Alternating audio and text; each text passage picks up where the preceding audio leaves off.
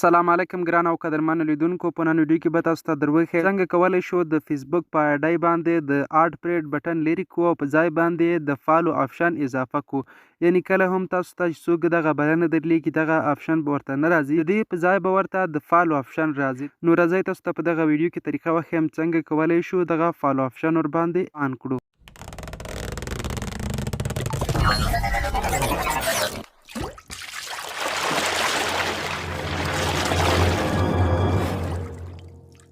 دې لپاره به دا سوال راشي خپله د فیسبوک آیډي به راخلاصه کوئ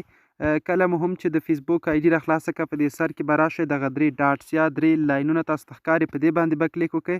په دې چې کله کلیک وکړ په اخره کې تاسو ته یو آپشن راځي د سیټینګز په نوم آپشن دغه سیټینګز باندې به تاسو کلیک وکړئ او ښکته به تاسو راشئ دلته تاسو ته یو آپشن راځي دغه آپشن فالورز اینډ پبلک کنټینټ نو دلته یوه یادوري کوم که چېرته ستاسو دغه د ایډی عمر له 18 کالو کم وي تاسو ته بیا دغه آپشن نه راځي نو تاسو کوشش وکړئ چې که چېرته دغه آپشن نه وي تاسو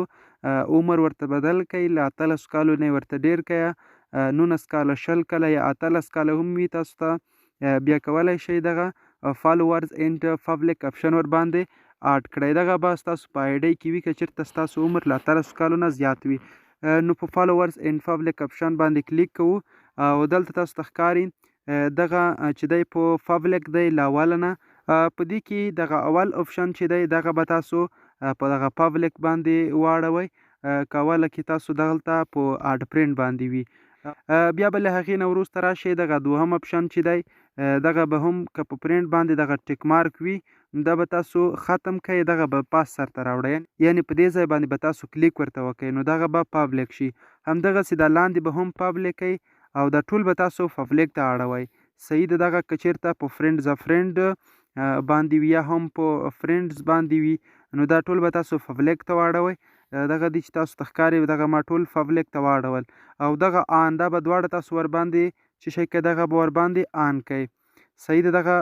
تاسو به ور باندې آن کوئ اوس تاسو ته په ویډیو کې ښایم چې موږ سره به دا د فالو آپشن اضافه شوی وي دغه 3 ټکو باندې کلیک کوو او اوس راځو ویو اس یعنې خپله آیډي ګورو اوس به وګورو دا د تاسو ته ښکاري په دې ځای کې دغه د فالو آپشن اضافه شو مخکې د دې په ځای د اډ فرینډ بټن و نو اوس چې دی دلته د فالو آپشن اضافه شو نو تاسو په دې طریقې سره کولی شئ چې د اډ فرینډ بټن پر ځای باندې د فالو آپشن اضافه کړئ که چېرته مو ویډیو خوښه شوې وي ویډیو لایک او چینل هم در سره سبسکرایب کړئ تر بلې ویډیو مو په الله سپارم